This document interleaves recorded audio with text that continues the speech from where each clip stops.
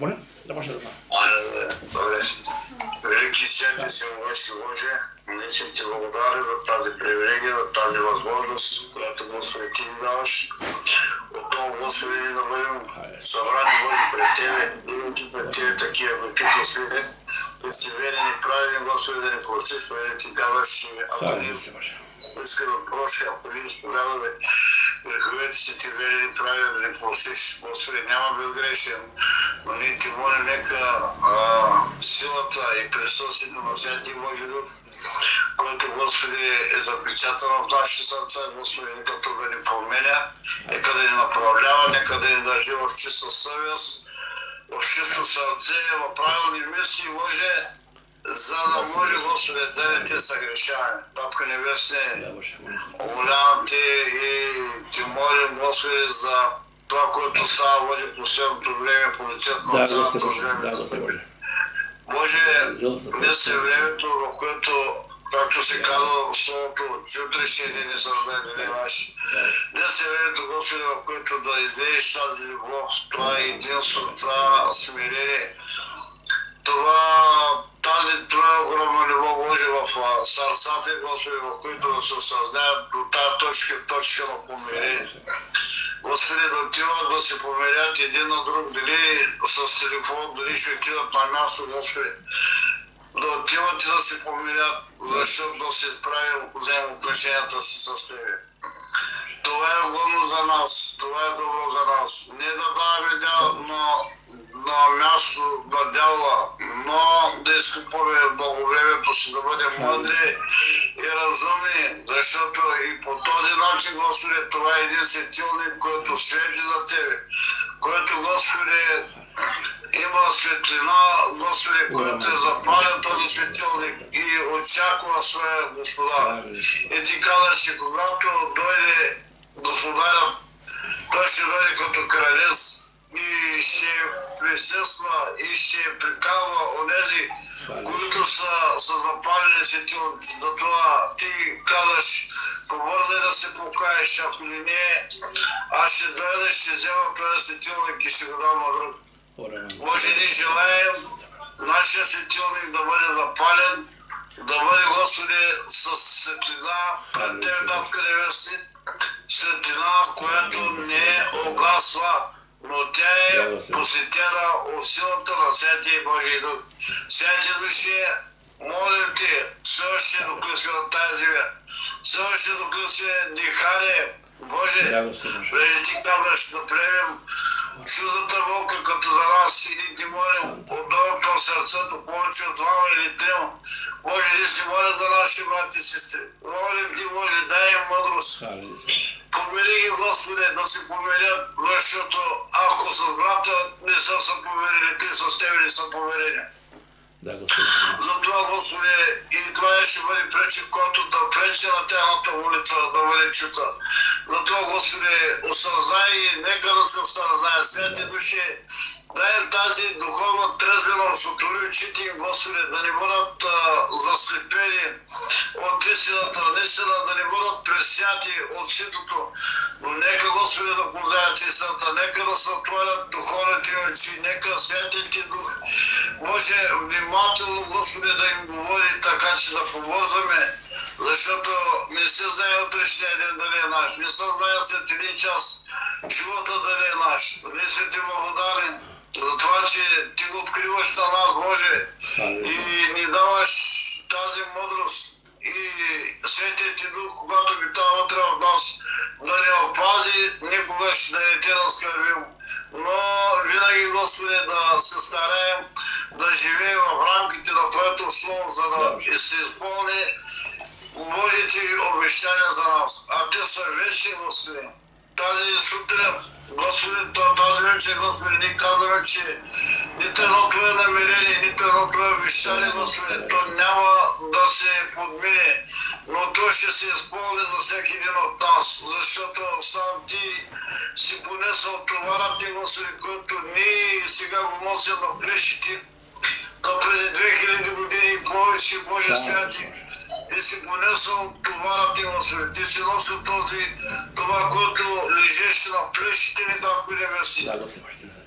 И ние Ти благодарим. че ние сме свободни и този товар сега ние го предаваме на тебе чрез вяра. И знаем, че ти ги го оставяме в твоите ръце, в които ти казваш, че за тебе няма нищо невъзможно, че всичко съдейства за добро на тези, които любят и преводят за Бога. Боже, ние сме ти благодарни. Благодарим ти за твоята намеса. Нека твоята ръка тази вечер да бъде отново раздвижена върху всяко семейство.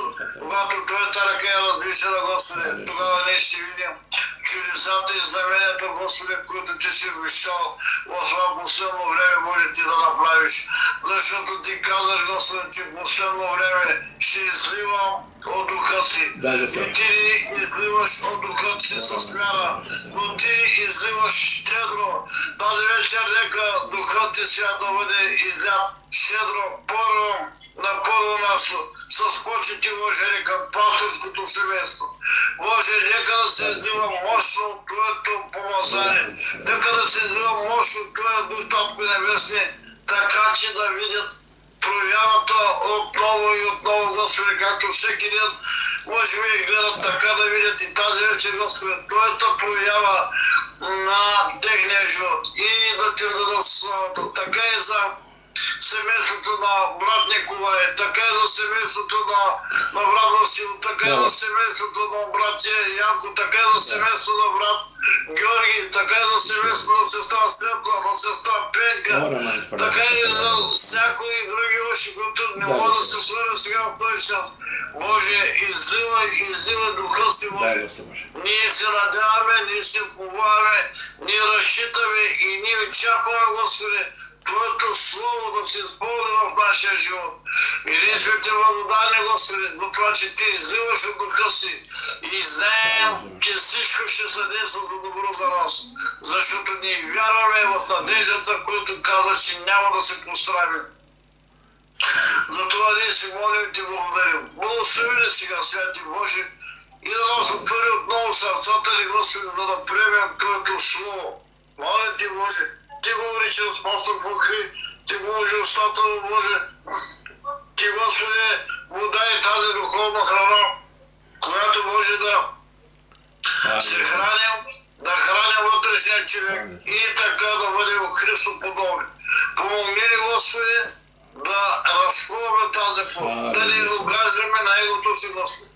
Но тази плод, когато е разпната, когато ти си разпнат вътре в нас, тогава живота ни е коренно променен. Тогава, Господи, ние сме променени и тогава, Господи, ние сме светлината и солта. Боже, благодарим ти и тези думи, тази вечер изречени в немощ, нека да преработят и да дават плод за нас. В името на Исус сега благослови общението си, Господи, и с нас остани. Амин, Боже, и амин. Слава Тебе, Боже. Слава на Бога. Сега искам да правя кратка молитва. Святи ни Господ Татко, пред Тебе стои, Боже, в този час. Благодарен си, Боже, за тази вечер, че отново не даде възможност да бъдем събрани в Твоето свято име. Отново да Те благодарим, отново да се поклоним, отново, Боже, да чуем Твоето Слово, Боже, което може да ни кажеш. Защото само така, Господи Боже, не само с хляб ще живее човек, но всяко Божие Слово. И ние Те молим, Господи, тази вечер. Ти ни говори, Господи Боже, Ти даде храната времето. Нека ще бъде за Твоя слава, Господи Боже. Нека Исус се издига, а ние смаляме, Господи Боже. В името се помолих Ти, Боже Боже. Амин, Татко. Амин. Слава да бъде Господа. Така, преди да почна да правя проповедта, при малка дискусия, искам само да прочета няколко стиха и нека да си всеки забрави. Тези неща ги запомням. Сега, Филипени 3 глава, 18-19 казва така. Защото мнозина, за които много път съм казал, каза апостол Павел, а сега изплача и казвам, се обхождат като врагове на Христовия кръст, чиято светлина е погибел, чието Бог е коремът и чието хваление е това, което е срамотно, което дават умъсля на земните неща. Виждаме това е предупреждение от апостол Павел. То са служители и християни, които наистина злоупотребяват. Сега, обаче, днес темата ще бъде Лука 17 глава, лотовите дни и лотовата жена. Това са неща, които наистина са, които касаят последното време и Исус Христос сравнява времето, в което живеем, времето, което предстои Той да дойде, с времето, което имаше по времето на Лот. Дено уникално, вижте, Лот беше във времето на битие, при 1000 години. И Бог взима тази история на Лот и каза, както беше Лот от време, така ще бъде когато аз ще дойда. Сега дума, ние ми къде да следим себе си, живота си, околата си, как ли бяха тези хора, какъв беше греха им, защо Бог каза да гледаме на тях, да помним Лотовата жена. Сега, в Словото Божие, Лука 17 глава, се казва така. Така също както стана и в Лотовите дни. Ядяха, пиеха, купуваха, продаваха, седяха и градяха. А в деня, когато Лот излезе от Содом, огън и сяра наваляха от небето и погуби всичките.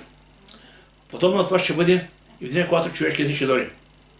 Значи, ако ние очакваме и на нашия Господ да дойде на земя, трябва да се гледаме наистина каква беше причината Бог да погуби Содом и Гомор.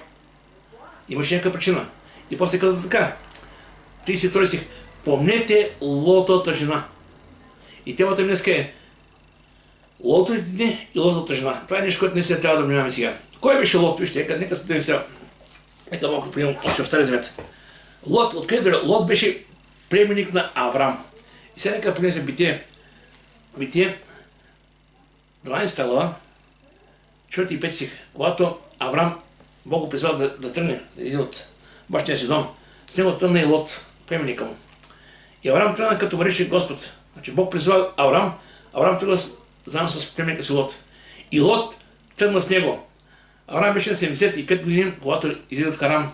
И Аврам взе жена си Сара, Лот, братове си син, всички си имот, които бяха спечели и хората, които бяха притворили в Харан, да излязоха да отидат в хананска земя. Тук виждам, че Аврам с жена си, с племенника си тръгват. Обаче, какво стана така, вижте сега. Тук това беше начало, тръгнах. Обаче, в Битие 13 глава, Аврам и Лот се разделят. Имаше причина сега, вижте.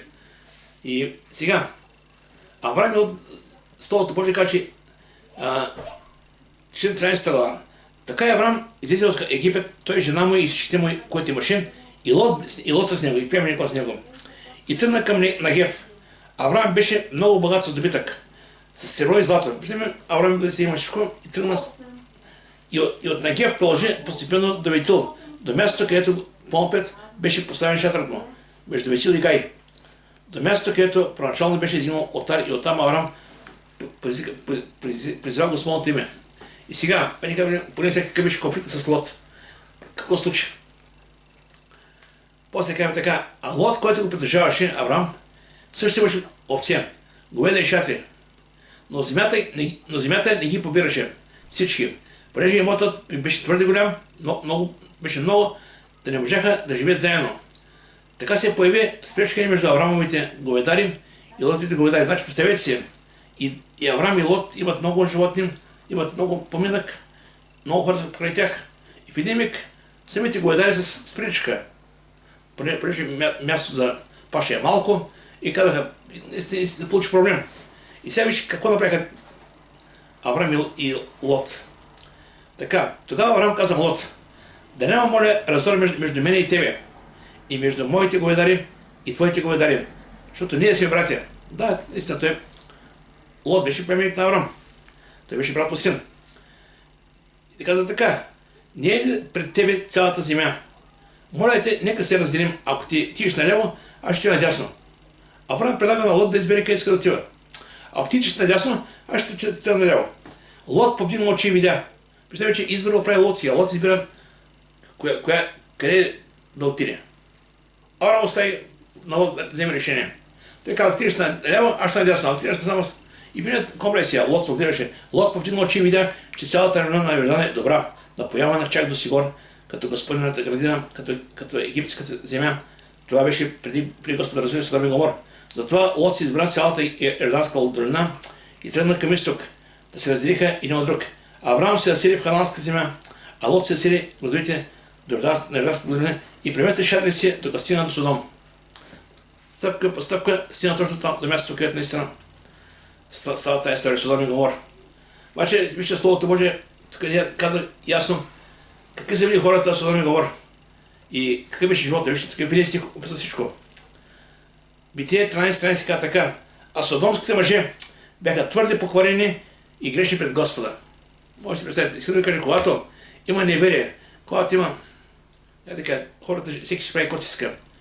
греха преобладава. И тогава наистина виждам, че наистина става страшно.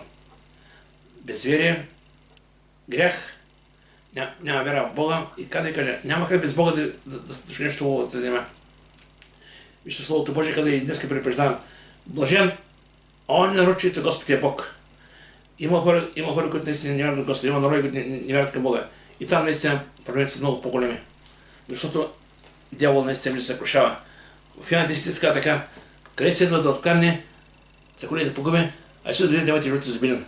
Вижте в Битие, когато Бог, помните по времето на Ной, когато Бог тогава направи потопа, каква беше причината, вижте. Винаги има причина, когато Бог решил да се намеша в човешката история. Словото Божие казва така, Битие 6:11.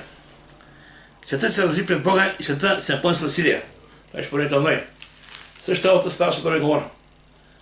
Хората бяха твърде покорени и грешни пред Господа. Обаче виж какво става сега. Нещо, което Словото Божие насърчава, че Бог винаги има начин да избави своите си. Без значение какъв е живота около тях, без значение колко са невярващи и колко са покорени другите. Веднага си казваме, Господи, хората около които живеем са много толкова покорени, толкова грешни и да устояваме. Аз ще кажа, че много ще че Содом и Гомора, Лот беше един праведен човек, който едвам дишеше, едвам среща сред тях.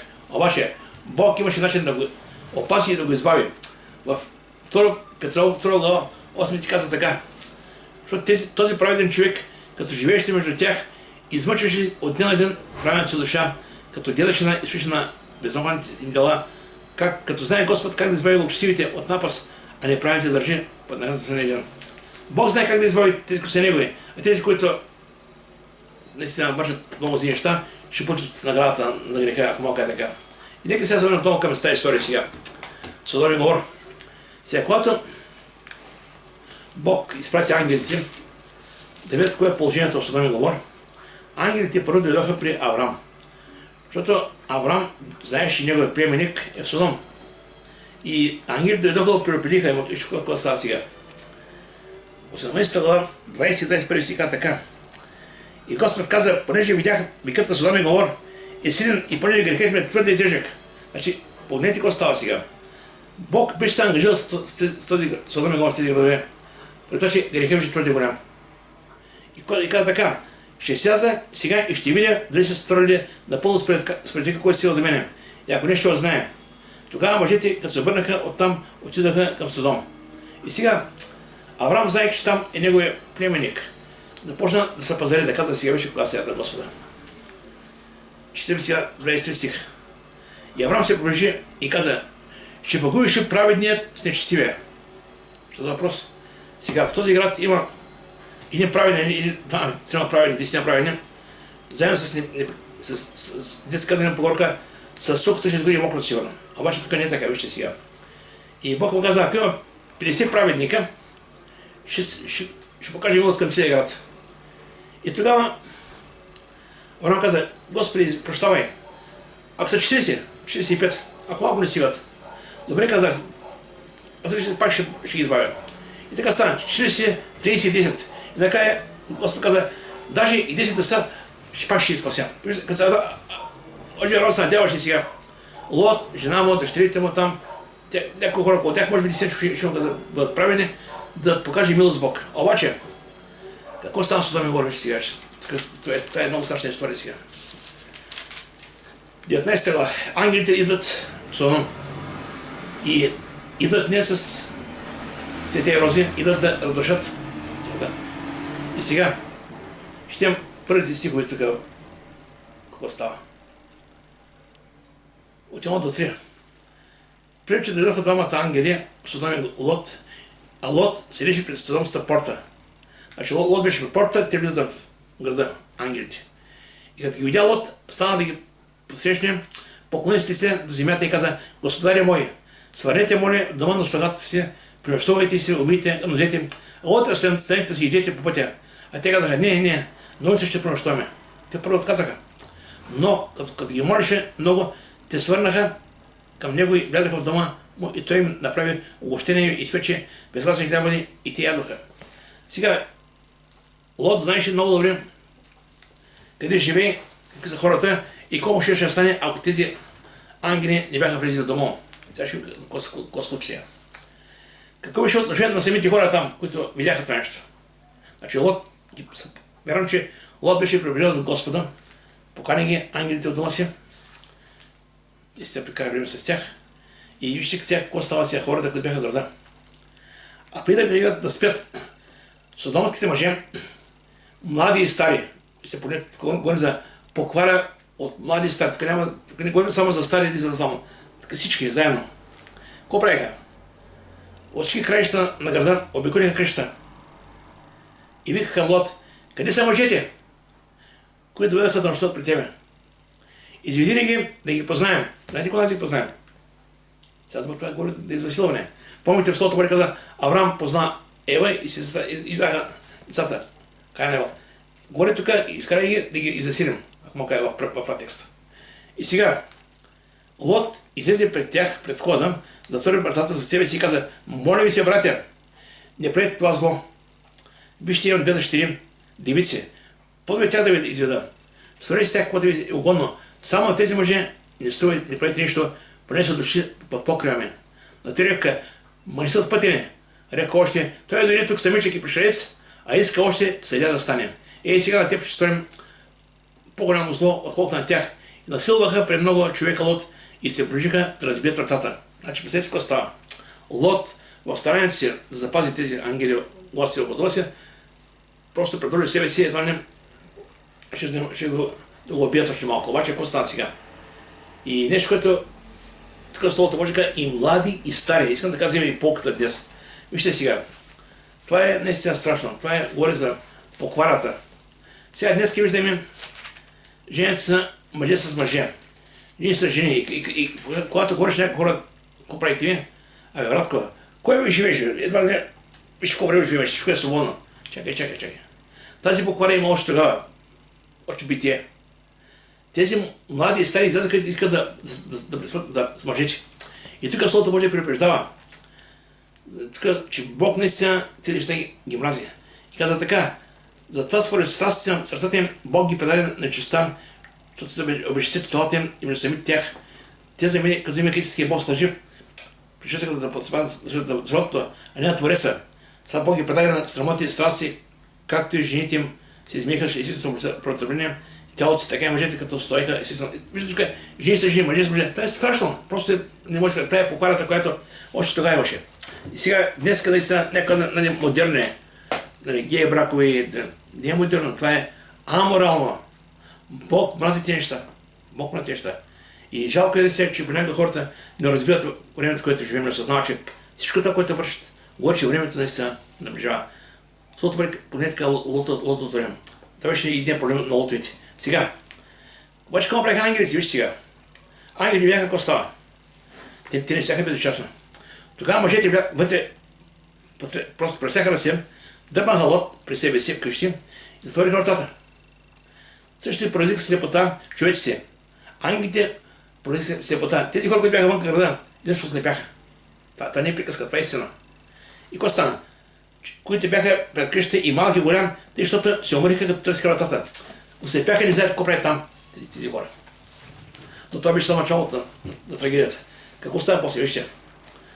Словото Божие каза така: тогава двамата мъже рекоха на Лот: имаше тук някой друг зет, синове, дъщери, които да били други, които имаш града, изведи ги и от това място, защото ние ще погубим място, поне ще стана висикът на им пред Господа и Господ ни изпрати да ги погубим. Той каза: имаше някой близък тук, защото ние сме ушли да погубим града. Тук ясно говори. И виждам, че Библията винаги Бог, когато става дума за такива радикални неща, говори ясно. Още по времето на Ной, така да прави ковчег, да прави кораб, край живот хората, край. Ги погуби тогава. Също така, този град ще бъде потопен, погубен. Сега какво става обаче? Какво стана? И тогава и те Лот излизат да говори с зетовите си, които щяха да водят дъщерите му. И каза: станете и излизате от това място, защото Господ ще погуби града. Той ги предупреждаваше. Но на зетовите им се видя, че той се шегува. И днес хората, когато говорим, че едва не земята и това, което се вършат тази земя, виждаме, така че Бог ще ги примахне. Няма да ги има просто. Хората гледат, че едва не сме се побъркали, едва нещо не е станало, като са начасали едва не гледат. Разбирайте ма, Словото е верно. Имаше ден първи, ще има ден последен. Словото препоръждава, каза, както беше лото от дни, така ще бъде в края на човешкото време. И така, че наистина ние трябва да пазим себе си, да четем Словото Божие и наистина да се променим и да пазим. Това са неща, които препоръждават и днес. Сега, ангелите изведат Лот и семейството му безопасност. Словото Божие каза така. Когато се зори, ангелите започнаха да подканят Лот, казвайки, стани, вземи жена си и двете си дъщери, които са тук, да не погинеш прегзад на този град.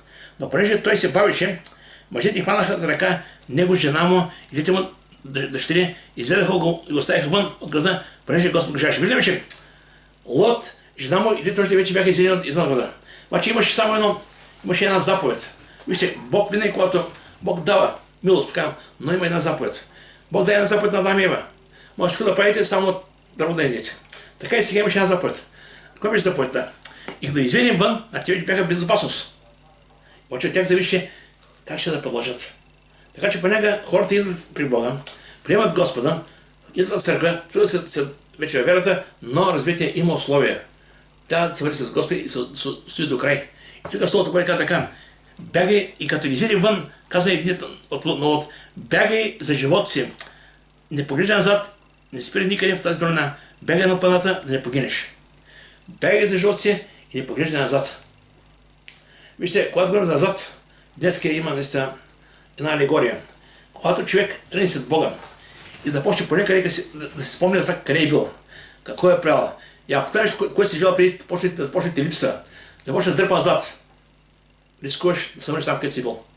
Значи миналото, вижте сега, миналото трябва да бъде оставено и забравено, но трябва да помним Словото Божие, казва, помнете лотовата жена. Имаше причина, какво да помним от нея, вижте.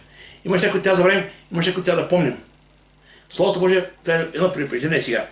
И сега, така, само за разумението на Содом и Гомор и от Петрова пише, като Словото Божие казва така.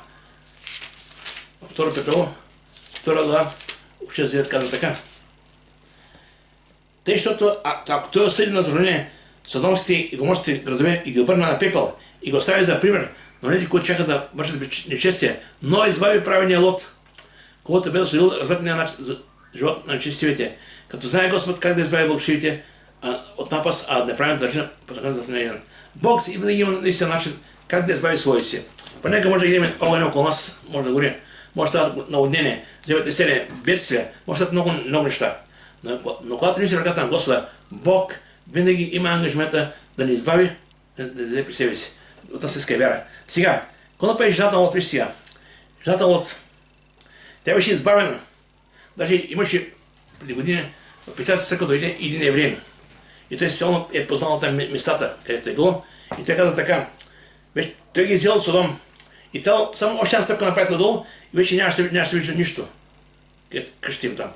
А тази жена вече е избавена, но се изкушава да погледне назад. Изкушава се и казва така. Тогава Господ излезе на Содом, Гомор дъжд от сяра и огън. И от Господ небето. Той разруши тези градове и цялата околност и всички жители на града и растителността по тази земя. Бог няма... при Бог, къде е? Когато Бог каже нещо, го изпълнява. Що което е написано, то ще се случи. Ама не се иска да разсъждаваме, ама как ще стане, ама кога ще стане, ама дали ще стане, да няма стане. Не разсъждава. Просто вярвай в Господа, това, което Бог казал, то ще се случи. И Бог винаги дава искрен път. Бог винаги предупреждава и дава наставление. И казва така, но Лотовата жена, която беше върнена накрая, погледна назад и стана стълб от стол. Лотовата жена погледна назад и стана за стол. Що е към тези неща? Словото Божие да не гледаме назад. Сега, каква беше причината, вижте? Има две причини, ще кажа. Първата причина беше. Словото Божие казва така, че Лот беше пришелец. Сега ще дам един пример сега. Когато някой човек отиде да работи и да живее на друго място, той започва от нулата. Какво прави сега? Работи повече, труди се повече, да работи ако тя на 10 смени, на 2 работи, 5 работи, само да прави повече пари, да може да вземе къщичка, да може да прави това, което другите имат. Обаче, той беше пришелец. Значи тези хора, Лот и жена му, бяха се трудили и бяха направили така един добър поминък за живот, начин на живот. Обаче, другата причина каква беше? Словото Божие казва, че когато ангела каза, излез се жена си. Жена му се бавише. Що? Защото нямаше как. Чекай сега, може кой си каже, може пък се размени сега, може пък да не стане нищо. Знам ли сега, там къщичката сега, телевизорът, ти понякога, знаете ли, жените по-така имат сърцето си, така, чувства стопанки. И сега жената винаги така дома е предпочити и тя кой си каза, може пък сега да не стане това, което казва Господ. И какво стане? Се бавише се, едва не, последният може да ще някаква друга вест. Няма друга вест, разбирате ме. Вестта е тази. Вестта е, че ще свърши. И тази жена беше се впънчила и се бавише. И тогава Лот взема и тръгна напред. Обаче, знаете защо? Защото сърцето на тази жена беше там. Тя макар да беше излязла от това място, сърцето ти продължава да бъде там. И това беше проблем. Много е важно Словото Божие да казва, не прилепайте сърцето си към този свят. Сърцето ти трябва. Знаеш ли, Словото Божие казва, живеете като пришелци и чужденци на света. Хора, които преминават и заминават. И тук Словото Божие казва така, не дайте събира съкровища на земята, където молец и яжа ги изяждат. И където красиво подклад крадат, но събира съкровища на небето, където не молец и яжа ги изяжда, и където красиво подклад крадат, защото където съкровище, там ще бъде сърцето. Съкровища на държавата на Лот беше там. И тя наистина беше, нямаше как да забрави. Може би с много труд бяха направили къщичката, с много труд бяха направили всичко около себе, може би животинки, може би всичко беше пред погледа ѝ. Как бяха го изработили, всичко имаха така с много труд. Преди ми трябваше да взе всичко. Да не беше невъзможно. Защото сърцето имаше там. Искам да кажа, че много е важно през тази земя да няма нещо, което да спъва нашата вяра. Да, ние ще обичаме. И животинки ще гледаме. Семейство ще обичаме, работа ще, обаче на първо място да бъде Бог. Самия Бог казва, Словото Божие казва, не се притеснявайте, не се безпокойте, какво ще ядете, какво ще пиете, какво ще обичате. Тези Бог ще помисли. Но търсете първо Него царство и Неговата правда, всичко останало ще се прибави. И тук в Йоанна сами се казва така, който обича живота си, ще го загуби. А който мрази живота си на този свят, ще го запази за вечен живот. А човек не се трябва да има, когато говори за живота, не трябва този свят толкова много да не съчи, да каже, какво прави сега? Стана християн, сега не може да живее живота. Знаете, скоро говори с една, която нарича себе си православна християнка, и аз се говоря за верата, говорих така, и тя ми казва, пари, мен сега ми се живее. Не искам никъде като умре тогава да живее. И казвам, разбери, аз така да умираш. Искам да ти кажа, че истинският живот е в Христос. Когато намериш Бога, тогава намериш истинският начин, истинският смисъл на живота. Защото прецениш, че заминаваш, още без алтернатива. А така знаеш, че Бог има вечен живот за тебе и той е живот е Христос. Така че тези неща ги да покажем на хората. И сега, във втора Петър 3 каза така, че как тогава дойде края на Содом и Гомор, кажа да е края на този свят. Някой ще няма как ще стане. Не мисли как ще стане. После вярваш, че това, което е писано, се случва. Ще кажа така със същото слово. И днешните небе и земя са натрупани за огън. Пак виждаме както Содом и Гомор. Огън. Горе небето има огън. Пазение до на страшния съд и по главата на човеци. Ще прочитам на този стих. Каза така. Така е същото слово. И днешните небе и земя са натрупани за огън. Пазение до деня на страшния съд и по главата на човеци. Както тогава Содом и Гомор, Бог иззя огън, всичко замина, нищо не стана. Само Лот и държите спасиха. Когато не каже и днес, Словото Божие предупреждава, че това, което е описано там, ще стане реално в целия свят, глобален свят. И разбира се, ще има хора, които спасят. Кои спасят? Тези, които вярват в Господ Христос. Няма друго спасение. Може би някой си мисли, че могат да правят добри дела, могат да вършат това или онова, можем да си правим наши равносметки как да спасим. Разберете ме, вижте, както по времето на Ной. Ной направи ковчега. Тези, които се качиха, те бяха спасени. Така и днеска църквата, Христос, църквата е място, където хората могат да получат спасение. Това е наистина корабът в този свят. Това цялото време, това е корабът, църквата. Там може и да дойде. Въпросът ми е човек да разбира същността на вярата, също за кому трябва Бог. Понякога има хора, които само като чуят ад, искат да бягат от ада. Чакай.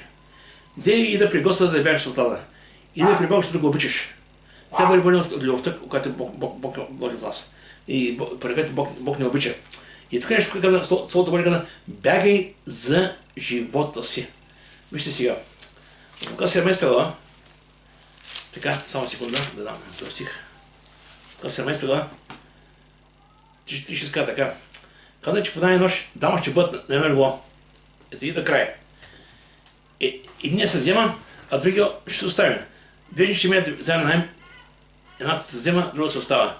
Двама ще бъдат на нивата, един се взема, другия се остава. Това говори четири. Двама на неговото, двама на работа, двама в нощица.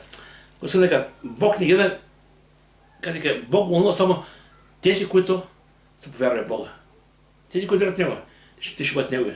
Може да живеем в семейства, в домовете, някои вярват, някои не вярват. За жалост, тези, които останат в неверие, ще погинат. Това е истината. Затова Словото Божие насърчава да се може в семействата, за домовете, децата ни. Това са нашите най-близки хора, които Бог не е подарил. И както Корнилий, Словото Божие каза, Корнилий повярва, ще взема повярва сирия му дом. Така че нека домовете да бъдат Корнилиеви домове. Това е много важно. И сега, какво става така, ще четем? Филипяни 3 глава. Самия апостол Павел, когато срещна Господа, той каза, че в този свят нищо не искам повече.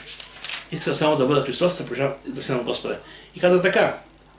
Той преди да беше фарисей, уважаван, почитан, беше наистина на висота. Обаче, когато повярва в Господа вече, той всичко забрави. Каза така, ми ще каза така. Но това, което беше за мен придобивка, като загуба счета за Христа. И още всичко считам като загуба, заради това преразходи нещо. Познаването на Господа Исуса Христа, за което всичко и считам всичко за измет, само Христа да придобие. Значи нищо в този свят не може да е това богатство, това спокойствие, този мир. Знаете, в този свят съм виждал хора, които спасят много пари. Имат около себе си охрани, правят големи къщи, големи дворци. Хайде стоят покрай тях хора, около тях пазят ги. Обаче нямат усмивка, нямат мир, защото мира идва само от Бога. Света не може да е нещо, което не притежава. Това е много важно да разберете. И зато апостол Павел, когато среща Христос, разбра какво имал и разбра какво има сега. Това, което си имал преди, той не те ползва. Самия Христос казва в Словото Божие, Матея 16:26. Какво ще те ползва, ако спечелиш богатството на цялата земя, а загубиш живота си? Какво ще да си има душата си? Какво ще дадеш? Нищо този свят не може да замени Христос и вечността.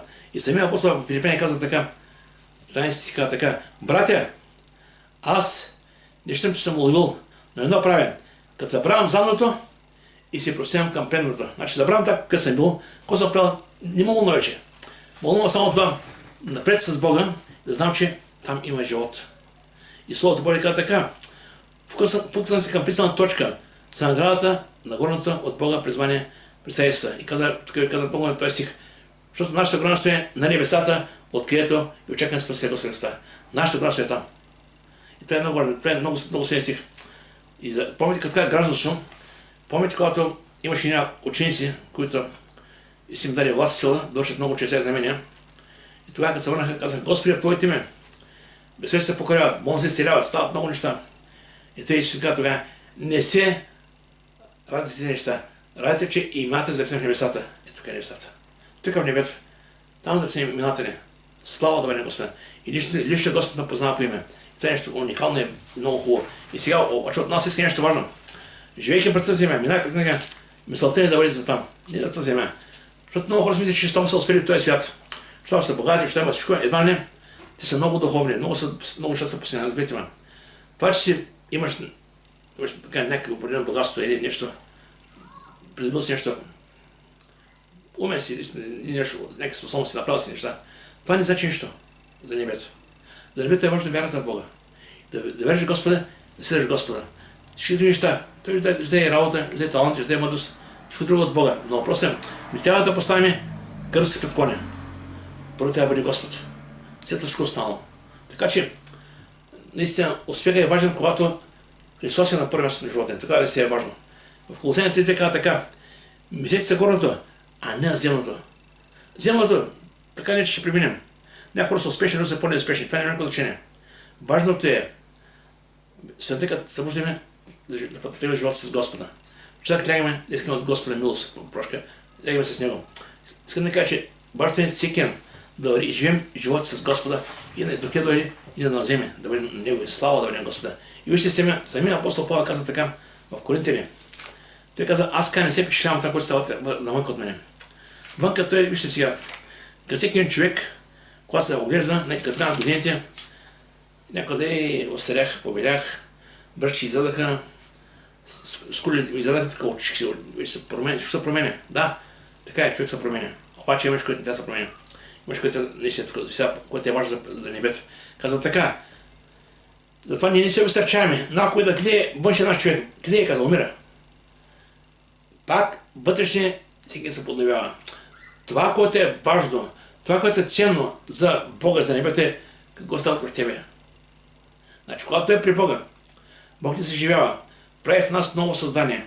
И това ново създание, което е в нас, започва да промени нашия живот, нашия облик, промени нашето естество, говорене, отношенията ни, обходата ни, живота ни. Това става чрез ново създание в нас. И много хора, когато идват при Бога, сесията, хората не могат да познаят какво става с тях. Те не могат да живеят. Абе, кой ги учи толкова от църквата, хората стават по-променят се. Не аз. Бог чрез духа си прави това. Когато Бог дойде от духа ти, да навражда, започваш нов живот. И стъпка в стъпка, чрез покорство на Словото Божие, чрез духа, Бог променя хората. И каза така, които не гледаме на видимите неща, но на невидимите. Видимите съвременни, а невидимите вече. Слава да бъде на Господа. И много важно да бъдем мотивирани. Това е много важно да имаш мотивация. Ще кажа, защо има хора, които тръгват с радост, тръгват след Господа, но когато изпитаете едно, второ, трето, тежко е това за мен. Как направиха част от учениците. Тежко е това учение и се обърнаха и страна в света. Сега, важно е да знаеш, що се на този път. Ако и да паднеш, ако не знаеш много добре, въпреки че така, правилният и 7 пъти да падне, Бог пак ще предигне. Така че, важно да бъде за пътя с Господа. Да, може да има изпитание, понякога може да има трудности. Слава ти така, много са неволите правилни, но Господ го изразва при тях. Така че, ще видим през много неща. Но, тя знае, че има Бог, който е с нас. Дявол се опита да се въвзема, да се баря, обаче разберете ме. Когато животът е прегата на Господа, Бог знае как да води. От нас се казва да се покоряваме на Господа, търсим мъдрост от Господа и да бъдем с Него, наистина да му се покоряваме. Сега вижте, в Словото Божие казва така, относно мотивацията като християнин. Не знаете, че кому чет на грището, ще си чет, а само не получава наградата. Така че ще да я получите. Така много интересно, така много песакално. Вижте, погледнете, така, има сега прямо Олимпиада. И обикновено за Олимпиадата има цикъл 4 години, които спортисти тренират. Тренират. Хиляди спортисти тренират. И накрая се явят на Олимпиада за 5 минути. Да мине там. И кой получава наградата? Този, който иска следната. Другите остават там, вторите от пето място. Така Словото Божие каза, така че ти ще да я получите. Говори за мотивацията. Ние спасяваме според нашата сила, но спасяваме според верността си. Да вярваме Господа и Бог да бъдем верни, да продължаваме, въпреки това, което преживяваме. И вижте сега, самият апостол Павел в Словото Божие, много интересно така в Тимотей. Той вече осъзнава, че остарява, че времето наближава да се отива от този свят. И каза така, вижте, какви са неговите думи. Защото аз вече ставам жертва и времето на отиването ми настава. Апостол Павел съзнава, че така вече постарява, вече знае, че времето наближава. И ще го каза сега. Това остава като наставление. Аз се подвизах от доброто воинстване. Втората война. И какво каза? Пътя свърших, вярата опазих. Пътя, това е живота, който им и да го разим в Христос. Ако гледаме живота на Павел сега, и другите апостоли, ще кажем, аз не мога да бъда такъв. Петър вземете, Стефан беше го без камъни, ако беше разлевен. Павел, ако четем Коринтия на други места, колко пъти е бил бит, първи е бил като умрял, много пъти е бил с стояги бит, Павел. Но нищо не го спря. Продължаваше. И той каза така, аз значи моето време наближава. Обаче пътя извървях и вярата опазих. Сега пътя понякога може да е трънлив, понякога може да е хубав, понякога може да не е хубав толкова хубав. Може понякога да има изпитание, може да има много неща в живота. Но какъв ти път да преминаваме, това не трябва и причина да губим вярата си на Бога. Вярата трябва да държим преди всичко режа. Вярата, тя сърцето ни. И когато Господ пише Словото Божие да насърчава, наистина, да пазим себе си, наистина, най-вече вярата със сърце. В Йоанна 8, ти сами си беше, само секунда. Вярата пазих. В Йоанна 8, Йоанна 8, 50 каза така. Истина ви казвам, ако някой пази моето учение, няма да види смърт до века. Ще видим, че тук става дума за учението на Христос, вярата със сърце, това е важно да разберете. Защото точно когато човек преминава през много тежки моменти в живота си, тогава идва дявола и казва, какво става, бе? Да си Божий и тебе, дали Бог е той баща, да ви кажа, че си Божий син. И знаете какво става? Когато човек не се трудва вярата, много ли се съблазнява и започва едва не, почва да се оправдава, че едва не, разберете, няма какво се оправдава никога. Ние сме Божии деца. Бог знае всеки нас, кой прескочи при мене. Яков, бащата на патриарсите, имаше среща с Господа, се среща с Господа, кръка остава се каза цял живот. Падамаше тръмплата, Бог знае кой е била тръмплата. Ципе така се молих, Бог каза, думата е моята благодат. И нека ни пише Бог да махна тръдна. Кой е бил, Бог знае.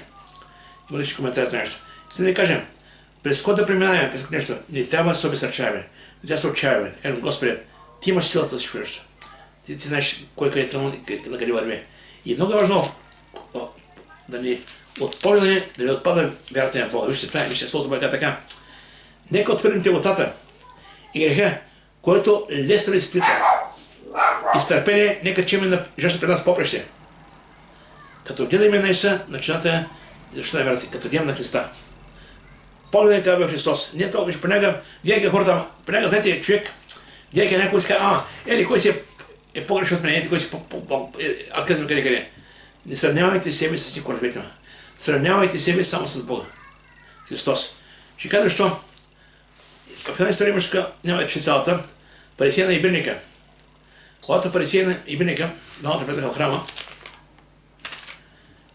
и се молят, фарисеяна са топши гръци, каже, аз после до председницата дам десятъка и дам кой като мене. Беше стоеше прав. Обаче бирника също далеч беше долу наведен и каза така, Боже, прости ме грешника. И днес се пътеше, че е голяма работа, а другия беше паднал долу. Виж какво каза Господ. Значи този, че той се от Божия оправдан, този, който каза, че е грешник. А не този, който всеки, който се възвишава себе си, ще смири, а който смиря себе ще се възвиши. Понякога идват хора, които почват, аз съм вярната от толкова години, и аз имам такива дарби, аз съм толкова много неща за църквата. Няма да ви предварим един брат, бях чул един коментар, той каже така, аз съм направил толкова много неща за църквата, едва ли Бог, къде Бог ще не го благославя. Той го правил много неща за църквата. Това беше неговия бунт в сърцето му. След време той ще го отпадна от вярата. Говоря в една голяма църква. Не дейте срещу Бога.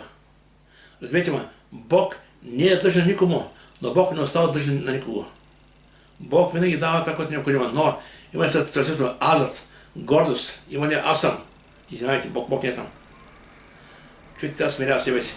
Няма забрави, когато апостолите вървяха към Иерусалим, това Исус ги подготвяше, че когато ще свети там, ще го разпънат на кръст. И той им каза така, сега отидем в Иерусалим, там ще бъде предаден, после ще бъде бит, ще бъде разпънат на кръст, ще умре, ще възкръсна. Те в началото не разбираха какво му говори, как ще умре, ще възкръсне. Те виждаха всеки, които чуя, които върши той, да как може той да умре и да възкръсне. Нямаш как да разберат. И тогава започнаха да се рушкат. Кой ще бъде пръв между нас? Кой ще бъде баш? И смолчеш. Когато ще седнаха там заедно на кръгане, и тогава Исус каза, за какво се препираш тогава вид по тебе? Те мълчаха, бяха гузни. И тогава им каза, който иска да бъде пръв между вас, ще бъде от всички последен и всички слуга, служител. Значи, не го става. В църквата няма пренство. В църквата Бог е поставил пастири, пропенслужители, да могат дякони, да могат те да служат на тялото Христово, не са го лимеят. Защото когато един пропенник почне да се мисли, че повече от другите, идва гордост и после стават много лоши неща. Бог е поставил църквата определени служения, да може тези хора да служат на останалите хора, да бъдат слуги. Това е истината, разберете ме. Слуги. И ако човек няма сърце на слуга, много ли се може да сгорди. Да каже, аз съм пастир, аз съм такъв, аз съм... Чакай, кой си ти аз? Тук няма аз. Само Словото Божие каза, Йоан каза, Исус се издига, аз да смалявам. Така че това е много важно. И сега, Исус предупреждава, вижте Словото Божие така. Матея 16:26. Какво ще се ползва?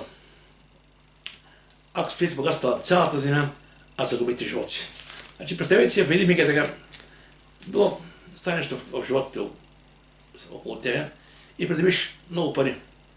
Изведнъж ставаш милионер. После ставаш още по-богат.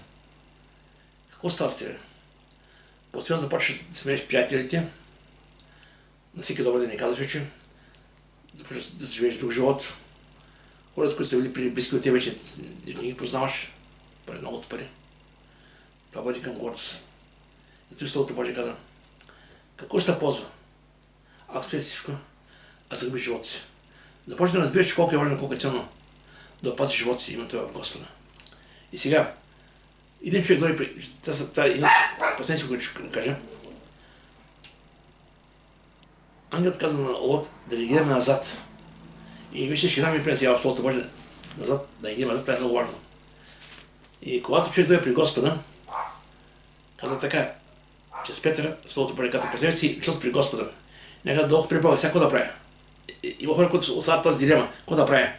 И тук Петър каза така, доволно е и недостатъчно е миналото време. Кога сте живели така, както желаете да живеете личните си, като се прекарали в нечистоти, страсти, милопийства, пирования, напивания, омразни служения. И може да се каже още много рано. Значи, Бог каза, доволно, достатъчно миналото. Той не те съди за твоето минало. Той не казва, ти къде ще преди, какво правиш сега? Не, той не те съди. Той просто каза, остави и забрави, не се занимай по неща. Започни нов живот. И сега, самия Господ, когато Лука 9 глава, говореше на своите последователи, и говореше за принципи за ученичество, тези хора, които трябва да последват. Той каза така, Лука 9 глава, 62 стих, каза така. Исус му каза, никой, който е служил ръка на работа си и гледа назад, не е за Божие царство. Значи няма как да работиш за Божията нива, а в същото време да гледаш назад. Ама кой да правил? Ама он е по-хора, он е по-теория. Вижте, когато гледаме на страни и назад, винаги има грешка да сбъркаме пътя. Важно е да е работа, този, който е от небето, който те води. Чрез Словото Божие, покорявай се, живей според него и от него. Търси наистина, кажи, Господи, дай мъдрост наистина, да разбирам какво е Словото да го живее. И много важно, вижте, когато Словото Божие каза, помнете Лотовата жена. И не оставайте този свят да моделира. Не оставайте този свят да държи живота ви. Важно е. Вижте, в Колосяни така, животът ви е скрит с Христа в Бога. Да, той е на сигурно място. И нещо, което е много важно, когато сме в Христос, Христос обещава вечен живот. Нещо, което никой не може да е освен Христос. И тук всички казва в Словото Божие, за последния си, който ще прочета. Казва така, моите овце чуят гласа ми. И аз ги познавам и те ме следват. Овце тук се върнеш хора. Това говоря, кошарата с църквата. Казва така, той не познава и ние го познаваме и го следваме. Ние следваме неговото учение и следваме неговото слово и казваме, Господи, помогни ни. Там където не разбираме, ти не дай мъдрост, но искам да бъдем с тебе. И казва така, и аз им давам вечен живот и те никой няма да загинат и никой няма да играме от ръката ми. Слава да бъде на Господи. Виждаме, че една абсолютна сигурност. На кога? Когато вървим напред и идем напред само. Когато бегаме за живота си. Така че, нека да помним лотовото ждам, да помним лотовото време, да не оставим света да навлади, а нека така с Божията помощ да продължаваме напред. Нека Бог да благослови. Гале! Нека се помним сега кратко. Святи небесни Татко, пред Тебе си Боже в този час. Ето сега съждане Боже в тази история. Лотовата жена и времето на Лот. Ти пребеждава Боже, че последно време ще бъде наистина подобно на това, което наистина било тогава. И аз се моля, Татко, опазни в Твоята ръка, святи Господи. Опазни Боже в наистина.